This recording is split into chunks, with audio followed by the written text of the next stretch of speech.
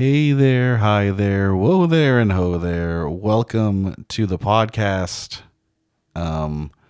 This week's episode, Jeff is on his travels again. So we have the wonderful stylings of Sandy Pickles yet again, and we're going to talk about how she threw me a surprise party today that I was completely oblivious to, and there was so many wonderful friends there, and they got me such great gifts, and it made me feel really good about myself. So yeah, we're gonna talk about that. So get into your safe spaces and strap in for episode 49 of Everything is Traumatic.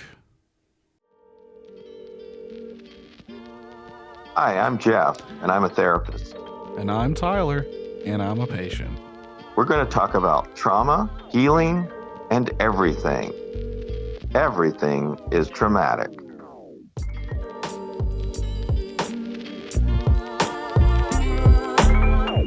Start talking about your birthday party. My birthday party. Your birthday party. My birthday. Your party. Yarmy party. It definitely was a yarmy party. Your party. Your birthday party.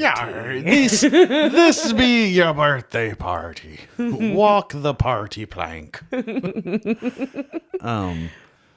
yeah, let's give them the backstory. Let's give them the shit. Sandy, I don't even know how it all started, like where the idea came from. I don't know what like the influence was that like led to like let's do this.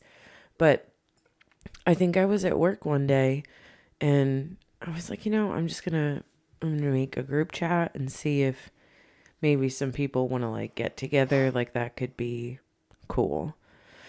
And yeah, so made the group chat with the boys and tried to nail down like a location, and just everybody like at the general idea was like super into it and stoked and like ready to do the thing. And then it was just nailing down a location, and I knew I wanted to do it, today because it's Saturday. And then went to Brandon with the idea of having it at the grotto at his. I've been telling people it's an art studio, and then having seen it today, I was like, yeah, that's how that's described. It's definitely, it's an art studio. Definitely an art studio. I wasn't totally sure. Like, I knew you had described it to me, but I guess until I see it, just wasn't in my head. It's an art studio, but like he also does allow people to say, record music in there, or like we shot some of the short I directed Typecast in there. Okay, cool. Yeah, we shot some of that in the grotto. Yeah, so I made sure that it had like air conditioning and like a bathroom, because I don't know, what the setup was like. And I know there's like these fans just like spread out in the room. It was great. Yeah. As long as there was like some form of AC, that was. I'm lighting the guest cigarette. The wonderful Sandy Pickles. Oh, you piece of shit. Calm down, everyone. Calm down.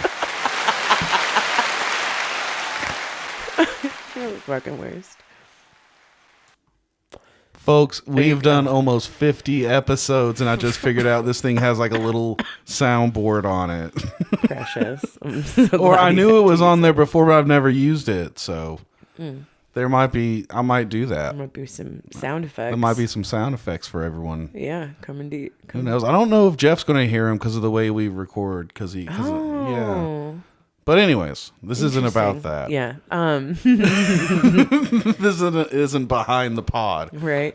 But yeah, I confirmed with Brandon that it had all the necessities that we would need, ensured that it had enough space. And yeah, from there, it was pretty easy.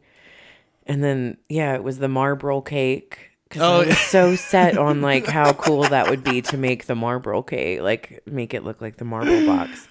And I know, it's just something, even though I've quit smoking and even though I've quit smoking cigarettes, like something about just the aesthetic of Marlboro's marketing, I really like it, especially the old stuff, and like the camel and all the cigarette brands. I mean, Yeah. I mean, they just look cool. I miss it, but I also like don't miss it. Right. I just Yeah. But yeah, I don't know what I think I started thinking about like how to decorate the party, and I was like not sure of. And then I'm like, well, what kind of theme would I even do? Like, do we do a fucking Marlboro theme? Like, do we string cigarettes from the ceiling? Like, Oh my god, that would have been great though. that would have been more expensive. Well, you could have just like hand rolled and like just stuffed them with whatever. They didn't have to be. They don't have to be functional cigarettes. Maybe next year. 100%. Yeah, 33 cigarette party. Yes. 33 cigarettes on your cake, and we just light all the cigarettes. Each take one. Even the children, get the children in on this. Oh man. And yeah, I think I just started thinking about like decoration accessibility and like what that could look like, and we just talk to each other like pirates occasionally, and gotta slip that in there real casual. Yeah, we have a running joke about Driving me nuts. And Brandon told a really good joke to me, and Sandy didn't. It took her a second, and like I told him about that today. I was like, curse you for making me I didn't get the joke, you bitch. Was it his fault? It just is, because I said so. But yeah, once the pirate theme was like nailed down, of course went to Amazon, as much as I hate to do it, but like, where else do you go for affordable party supplies? Apparently I don't Dollar know. Tree. Well, hell yeah. Dollar Tree came in clutch, but like I knew I wanted some specific pirate stuff, and that's not like a thing. Like, I'm sure if you went to like a larger conglomerate kind of like, specifically for parties, you would have found something, but like those places are always super overpriced. So I just started looking on Amazon for like pirate themed party supplies, and yeah, it just kind of took on a life of its own from there. Hold on, I feel a sneeze. Oh no, and Maggie's gonna fucking lose it.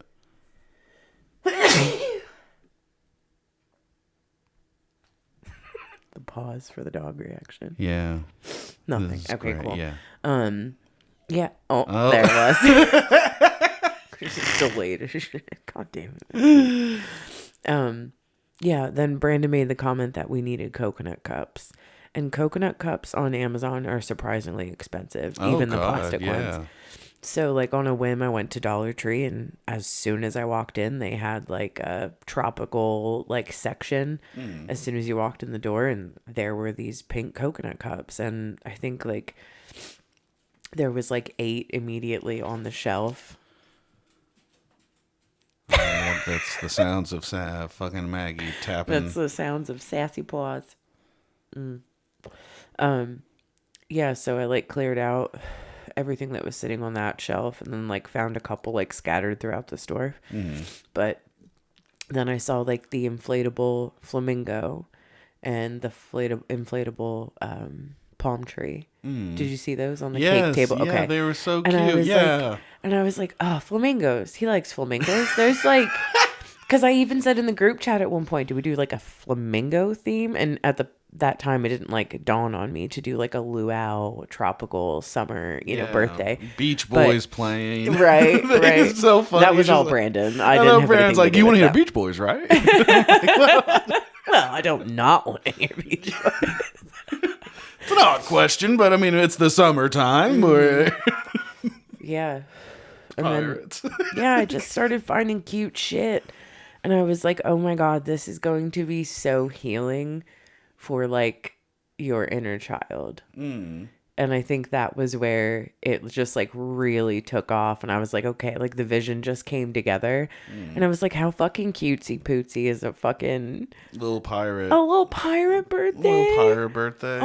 The kid that came by was into it. Oh yeah, I started pitching it the second that kid walked in the door. I was like, he's gonna fucking love this. Yeah. I was like, hey, we got hats. We got fucking eye patches. I didn't say fucking, but I told him we got eye patches. We got fucking eye patches, kid. You want a fucking tattoo? And like, honestly, the reason I bought that pack with like the hats and the eye patches was because of the temporary tattoos. Cause I'm like, oh, that's cute. Cause like every time we go to like a, a shitty Chinese restaurant and they have those bubblegum machines of like the temporary tattoos, we get one. And I was like, oh, that's adorable. And then we didn't even fucking do any of them. Yeah, no, we didn't do any of them. But like, we have them. That's the important part. I was just happy to talk to everyone and just like see how everyone was sorry, doing. I probably got really detailed about the party. No, I mean, we need... the people want to know. Yeah, it's a 40-minute episode. We gotta really pad it out. But yeah, I just kept finding better decorations. And I was just so excited because like the thought of you walking in as you did, and it's just like, I mean, obviously you saw like your people first, but like everybody wanted to hide. And I really wasn't into it. I don't know why. I guess that's what people do. Yeah, this is true. Like, but I mean, I feel like that would have given me a heart attack. You guys might have killed me. Right? That would have been fucking poetic. No, I think it was perfect with everyone just kind of standing. Yeah, yeah. And just like as soon as I opened the door and it was just surprise, and I was just like, listen, I specifically asked the group chat, all you motherfuckers, to yell, surprise, matey, when you walked in the door. We practiced it. You guys practiced it. That's so funny. Practiced it. You guys and poofed it. No one but me said, surprise, matey. And you can hear it on the video. No one says it but me. Those fucking bastards. We practiced. I think they shit the bed when it's like, this is go time. I mean, look. Everybody was just excited. I don't actually care. And like, I'm just so happy. It's just so funny. They could have yelled anything. I don't care. I would have accepted dick butts. Yeah. I don't care if they just yelled at the top of their fucking lungs. Like, it was just great. But it would have been so good. Yeah. Surprise matey. Yeah, I was super into it. I know, and the video you got was perfect. Like the my face is like, what is this? And then just like immediate, just like, just lower lip trembling. Yeah, it was a big surprise. It was so crazy. I did not expect. I'm surprised just like how you guys were worried about that you would know. That I would find out when I'm like the most oblivious truly in my own world way. Like, for like a split second I said to Brandon, I was like, he wouldn't park out back, would he? Like, he's never parked out back before and come up that way. Like, that's not the typical. And he's like, no. And I said, okay. I was like, I just was hoping like he wouldn't. And before I could finish the sentence, Ken was like, nah, he ain't pulling out back. And I was like, you know what? You're right. I was like, he would be way too anxious to like come around the side of the building because it's not like clearly marked that you can park back there. So like, I knew that you wouldn't do that. But Ken just immediately off the jump was like, nah, dude. No, he's going to park up front where it's clearly marked. Yes. He's not going to, he doesn't even think you can drive back here. Yeah. And I had like a really, really sweet moment with your brother out back. And it was like after you had gotten there and like, I think him and Jasmine, he went out to smoke a cigarette and she was vaping. And I came out and he was just like, yeah, it's like really cool that you put all this together. Like like he didn't know, like you could tell by his face. And I was like, yeah, like it's good. And he's like, it's, just really cool that you did this and everybody put everything together and blah, blah, blah. And I had just said to him, like, obviously like we've been together for a while now, like off and on, but together. And I said, he's just been, just really patient and kind with me while like I was trying to sort my shit out. And like, even though it kind of came at his expense and like, knowing your childhood and like kind of nodding toward him because it's his childhood as well, even though it's a different experience, like he can understand that better than anyone else could when I say Yeah. that sentence. Yeah. And I, said about, and like that, about my childhood, and we both just know, like, we didn't come from a lot of accessible love. And so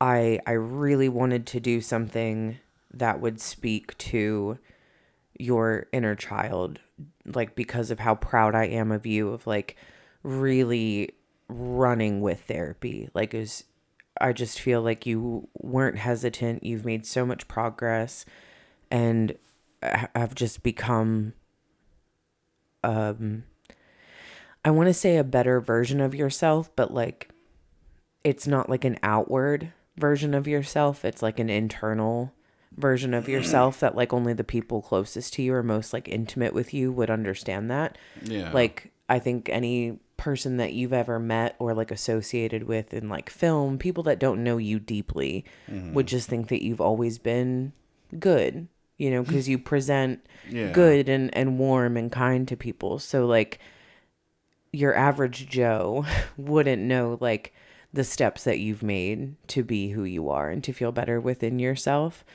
And like, so I shared that with Ashton and just said, like, I really wanted something that helped you acknowledge that, like, you are loved and you are okay because you are loved. And like, it's okay to be confident within yourself and sure of yourself, because like the people that love you will help you take care of yourself. Yeah. And so like, to have a party like that with like your closest friends and have it be kind of childlike in nature and kind of silly, like just goes to that playfulness of like being a child, but also feeling loved and protected and knowing that people went out of their way to like make the day happen for you. Yeah. And just like how it's more than just like a silly party with pretty colors and inflatable flamingos.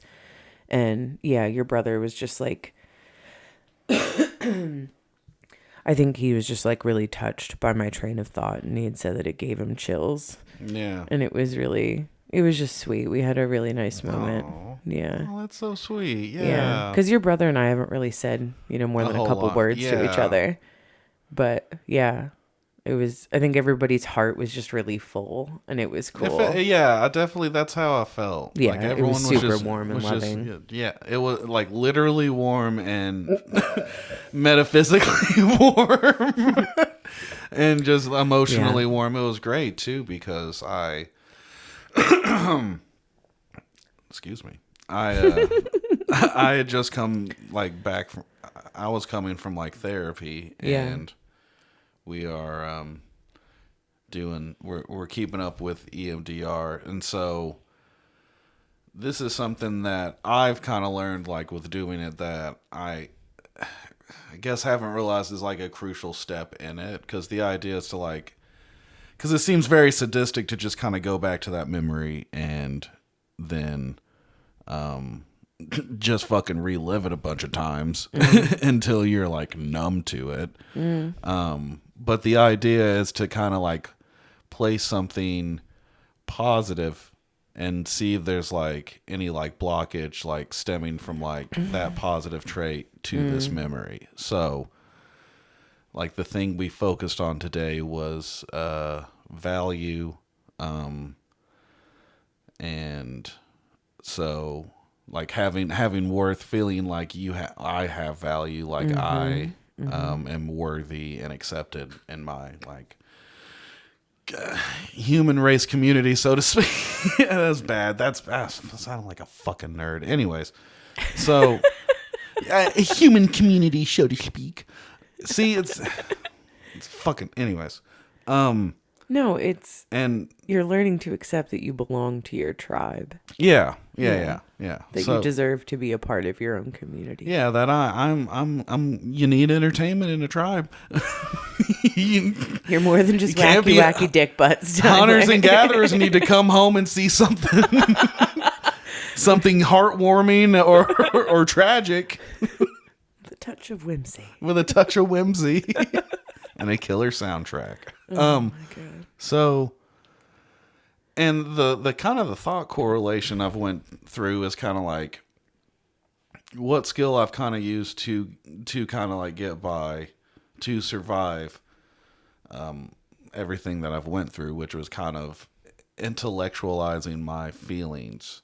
So it would be that I feel things very strongly, and then I would kind of intellectualize it to kind of not be a burden to anyone else, and not, like feel it, not like feel it, but think it away. And so what what I think I need to do, because like in my head I know I have value.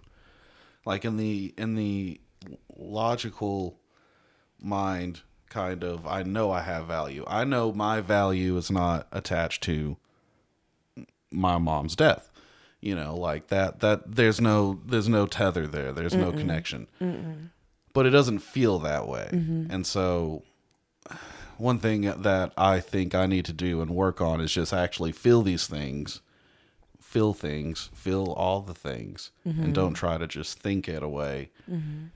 And I mean, I've made steps in doing that, but just being more mindful to do that more. And so like, this was a great exercise in that today, because I was just very like overwhelmed and with like joy, but it was good. And I think that's because of the Prozac, because there's a healthy distance there.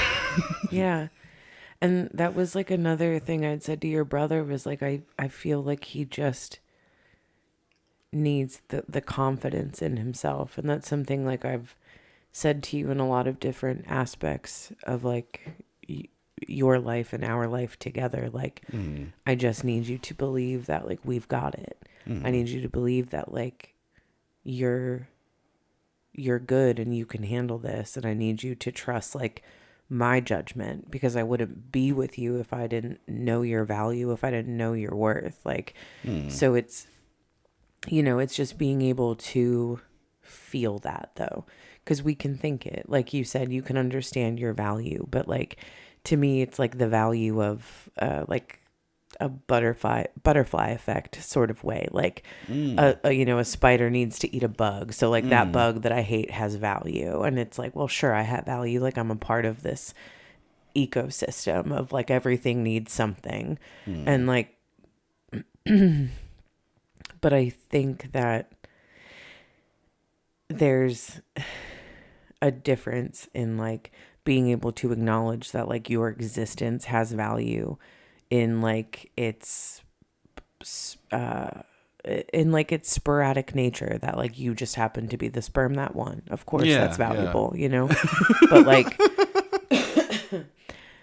to be able to like share a room, with 10 to 15 people that you love and you think are, Brandon is exceptionally talented at everything that he does, and Ken is a fantastic friend, and Just he's a very damn like wizard. he is very like inventive, and he can resourceful is the word I'm looking for. And like I see Andrew as like who I believe to be like a good father and someone that has overcome his addiction, and like I look at him as resilient, and like it's one thing to appreciate your value just related strictly to your humanity versus like your value among your peers. Does that make sense? Like, sure, I deserve to be here. Everything deserves to be here. But do I feel like I deserve to be in this room with these people that I usually value more than myself, because I can't see the good in me. I can only see the good in them. And like, I think that's the challenge. And to have the confidence in your value, to know your worth, to feel it in every part of your being is a very, very different thing. And that was what I said to Ashton, was like, he just needs more confidence in the people that love him, because he, I didn't say it like that, but like, because he is worthy of that love. Like these people that you see as like these bleeding hearts and these exceptional human beings and like outstanding individuals, like they choose you. They choose you to be a part of their lives. Like they choose you to share that room with them. And sometimes that's a really hard thing to accept. Especially because when we often, I feel like we forget, or at least I will just say I forget that we are also choosing people to be in our lives. Yeah. So like, it's hard for us to see why anyone would choose us. Yeah. Why do you want us on I our don't get it team? either for me. But like it makes sense why people choose you. But I've said similar but it doesn't things make to you. sense why people Right. choose me. Right. Because I wouldn't choose me. I Right. wouldn't want to Never. belong. I wouldn't want to belong to a club that No. would have me as a member. No, I've said to you a million times over, like, I don't know why. I don't know why people think I'm funny. I don't know why you love me. Like, Yeah. I don't know why anyone would want to be with me because I can't get far enough away from me. Right. That's the real fucking problem. Yeah. That's where fucking virtual reality gaming's gonna come in. Fuck. Right? Once Escape we get it, yourself. once That's we- the line. That's the fucking line. That's Escape. the ad. That's the virtual reality. Escape yourself. Yes. Sony. I don't know. It's just like a VR game called Rock. Rock. It's just a black screen. God, no. It'd be a beautiful fucking mountain view. But yeah, I feel like the universe just had your back today.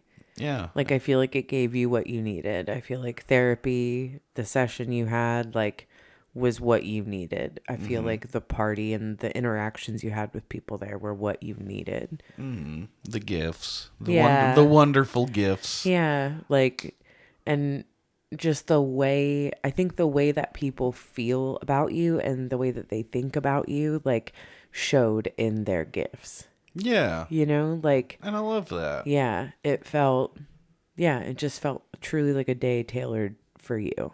Yeah, and it was really that doesn't happen. Yeah. That doesn't happen. And it's hard to all the not time. feel like really strong, like, sensations of rejection in that. Because I just find like how, you know, your therapist had said, like, okay, now not replace it, but like put a positive thought to that memory. Like when you're in there, like insert like a positive perspective when viewing that picture, put a different filter, put a different lens on it, like look at it Yeah. positively. And I just feel like in the past when like I have been in different types of therapy and those really challenging things come about where you have to like flip the script and like you've never even looked at the other side of it to know it even exists. I just feel that rejection so hard in my body.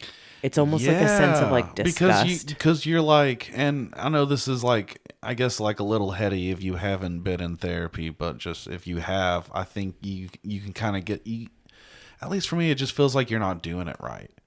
Yeah. Like I feel like Yeah. like this isn't the result I wanted, or this isn't getting like.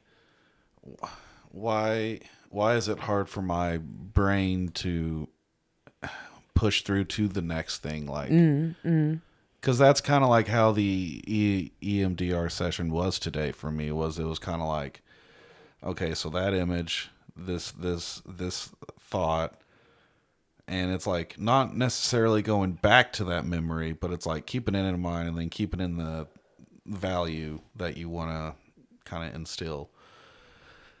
And so it was just kind of like, well, where do I go from this?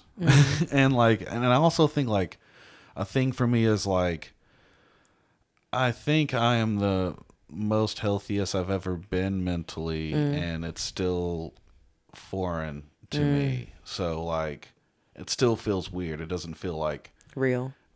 Like Yeah. me and fucking like me and Ken like listen to fight videos because it's relaxing. Like that's the kind of Hell yeah.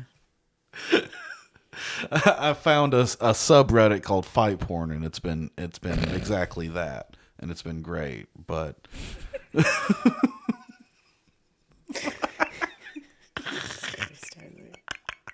I can't. I mean, it's soothing. I hate it, but it's soothing. Something about it. Yeah. I don't even like fighting. Anyways. But it's difficult. Sorry, go No, ahead. no. You go ahead. My thing's dumb. It no. I think it's difficult though, like when you've spent 20 years spiraling. What do you do when the fucking ride stops? What do you do when it's quiet? What do you do when you're not fighting with yourself every waking moment of every day? It's very unsettling. I know, it's so dumb. My brain's It's like crazy. Even with the Prozac, my brain's like, okay, no, hold on. We're finding new ways to argue. Oh man. yeah. Oh yeah. We're finding new ways. But it's like easier for the self to acknowledge that like it's grasping at straws. Mm-hmm.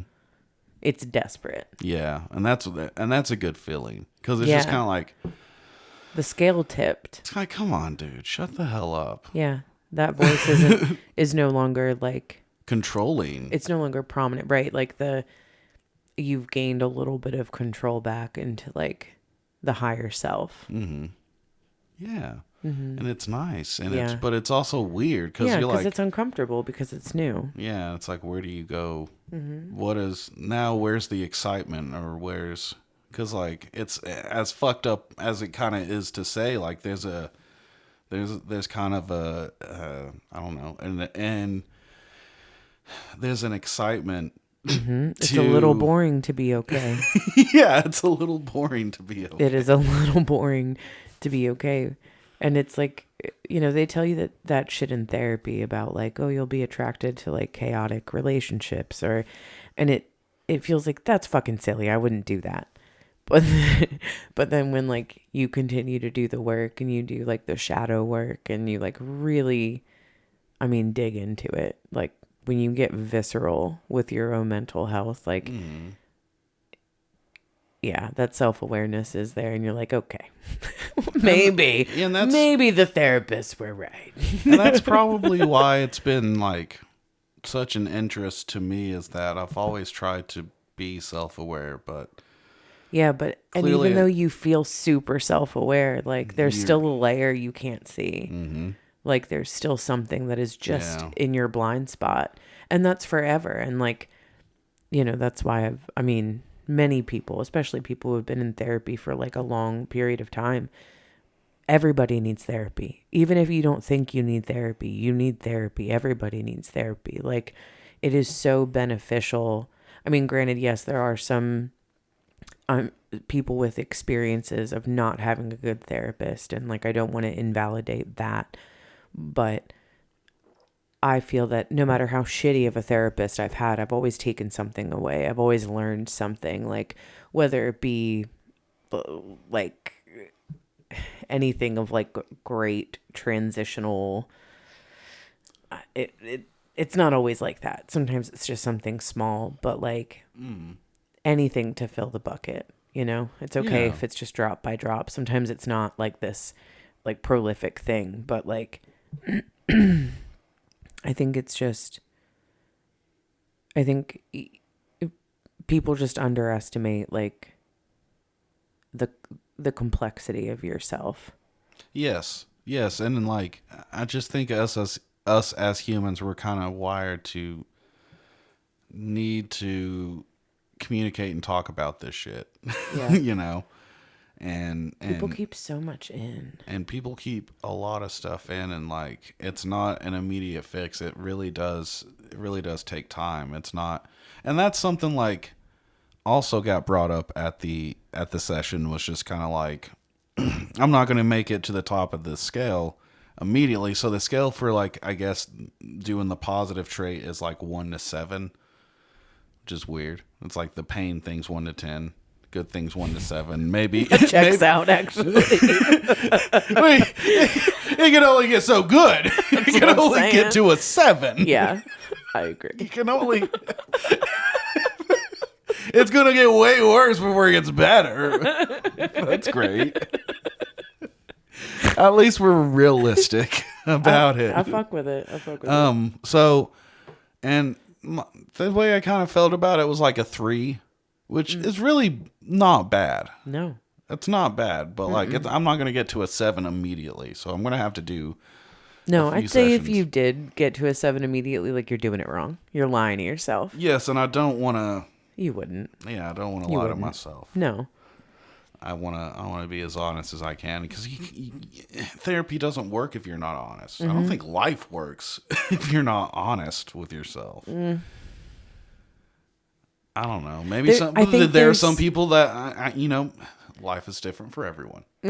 But I think but my point is I think there's a lot of people that aren't honest with themselves, and I feel like those people are the ones that go on to like re-victimize individuals. Like whether it just be through a bad relationship or like being I don't know, unnecessarily mean to like wait staff and shit. Like I feel like those are the people that are just exercise what's the fucking word? Words are really hard. But people that are just kind of like forcing their ego onto other people. I feel like those are the people that are lying to themselves. Yeah. But for the people that are honest, yeah. I mean, and even, again, I mean, similar to like what we said earlier about like having a blind spot. Sometimes you are lying to yourself. You're just not even aware that it's not real. Yeah. It's just kind of like a belief system. And that's hard to break too. Mm-hmm. Or a survival tactic. Sure. Oh yeah, for sure. Like those, like that, it got you this far, but now it's not working. Right. Because so now like you're different. Yeah, and you look, that's a great place for a therapist to help challenge that. Because it's just really hard to do on your own. Yeah. Fuck, it is. It's yeah. a hard one. But you had a good birthday. And The birthday it made me feel really special, and it did make me feel loved, and it was great to talk to everyone that came. Yeah. And it was just so good. a very nice thing, and like, I'm very like wishy-washy about my birthday. Like, I don't make a big deal about it. It's fine. I appreciate when people say happy birthday, but I don't like the birthday song. I made that very clear to everyone at the party while they sang it to me. Yeah, you just screamed the whole time. I did not scream the whole time. I was just like, stop. I was looking at everyone actually, and like as I looked at them, they started singing, and it was pretty good. Yeah, it was good shit. But we just but no one likes it. No one likes having the birthday song sung to them. No. But it's okay. But you deal with it. And it was nice that we called your mom afterwards and sang happy birthday to her. Because it's her actual birthday today. My birthday is going to be Monday after this episode airs. So if you want to wish me a happy birthday, send us an email at everythingistraumatic@gmail.com. What are you doing? I forgot what the email was, and I thought I had to pull it up, but you remembered. Yeah, we're not gonna. Yeah, no. Not this episode. We're good. This episode's all about my birthday. All about you, because it's your birthday. My birthday. This one's about my birthday, folks. And yeah, I think, I don't know, Sandy, what do you think? This has reached its logical conclusion? Yeah. Sometimes birthdays suck. But sometimes they're don't. great. Yeah. Sometimes when you have people... When you have people who love you and care about you, birthdays can be a really special thing. And that's nice. That made me feel good. And, I greatly appreciate you, Sandy. And gonna get all lame on you because I don't want to say the G word. Because I don't want to do that. You're getting canceled. Yeah, I know. I don't want to say that, but you're getting all lame. She also got me a really funny card.